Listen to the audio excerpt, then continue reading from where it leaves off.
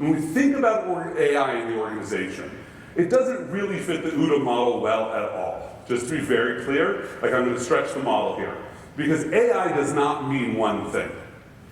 OpenAI, ChatGPT is not the only type of AI that's out there. We've been using AI for decades. And the first place we've been using it is in data analysis, the ability to look at large data sets and come to conclusions from them in ways that humans cannot possibly do. Right? Humans love straight lines.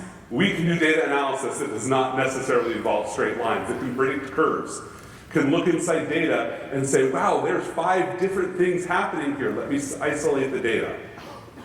But the biggest challenge we often have in data analysis is that we are looking at a lot of mundane stuff.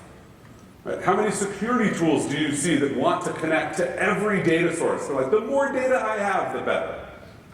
But sometimes some of those data sources aren't telling us anything interesting. So we get this tension between we want more data, but every piece of data we bring in is expensive. And also some of that data is wrong. I don't know how many of you use ChatGPT on a regular basis to ask it to summarize the news for you, for instance. I do, and it's fascinating watching how often it will just make stuff up for you. Right? Even as it's trying, and sometimes what it's making up is not that it hallucinated.